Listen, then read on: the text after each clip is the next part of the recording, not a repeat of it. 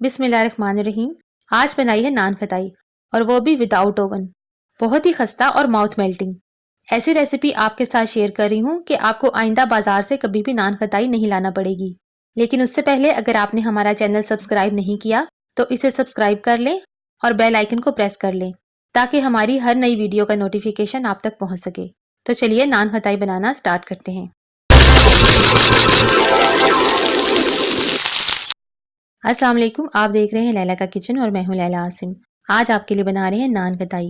नान खताई बनाने के लिए हमें जो जो चीज़ें चाहिए इनमें शामिल है मैदा 1 कप, घर में पिसी हुई चीनी आधा कप, घी आधा कप, बेसन 1/4 cup, baking powder 1 teaspoon, baking soda जिसे मीठा सोडा या खाने का सोडा भी कहते हैं 1/4 टीस्पून और बादाम ऊपर लगाने के लिए।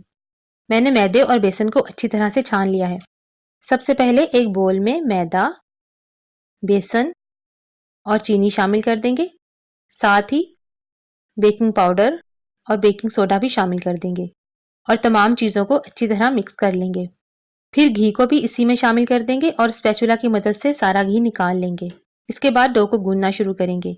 याद रहे कि हाथ अच्छे तरीके से धुले हुए हों। मैं पहले ही अपने हाथ वॉश कर चुकी हूँ। शुरू में आपको लगेगा कि घी कम है, लेकिन जैसे जैसे सब चीज़ें मिक्स होती जाएंगी डो स्मूथ होती जाएगी। अगर आप चाहें तो घी को थोड़ा सा पिघलाकर भी इस्तेमाल कर सकते हैं। डो को हाथ की मदद से मसल कर गूंदेंगे।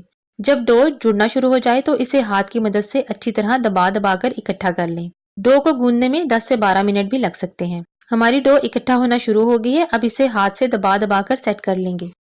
डो तैयार है। अब नान खताई को शेप देंगे।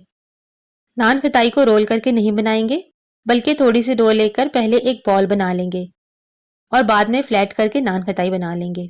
फिर इसके बाद ऊपर एक बादाम लगा देंगे। आप अगर डो को रोल करके कुकी कटर की मदद से नान खताई काटना चाहते हैं तो फिर डो को गूंदने के बाद 15 मिनट के लिए फ्रिज में रख दें। इस तरह डो को हैंडल करना आसान हो जाएगा। मैंने तमाम नान खताई को शेप देकर बेकिंग ट्रे में लगा दिया है। अब इसको पतीले में बेक कर लेंगे। अगर आपके पास बेकिंग ट्रे नहीं है तो आप इसकी जगह कोई थाली या किसी पतीले का ढक्कन भी इस्तेमाल कर सकते हैं। मैंने पतीले में एक स्टैंड रखा हुआ है और इसको 15 मिनट पहले ही गर्म कर लिया है। अब इसमें नान खताई की ट्रे रख देंगे। आंच धीमी रखेंगे। अगर आंच तेज होगी तो नान खताई फ्लैट हो जाएगी, क्योंकि इसमें घी की मिकदार काफी ज्यादा होती है। और फिर ऊपर से कवर कर देंगे। बेकिंग का टाइम 20 से 25 मिनट होगा। हमारी नान खताई तैयार है। अब इसे निकाल लेंगे। ये थी हमारी आज की रेसिपी। उम्मीद करती हूँ कि आपको पसंद आई होगी। बहुत जल्द किसी और एक नई रेसिपी के साथ दोबारा आपके साथ होंगे। तब तक के लिए इजाजत दीजिए। अल्लाह हाफिज।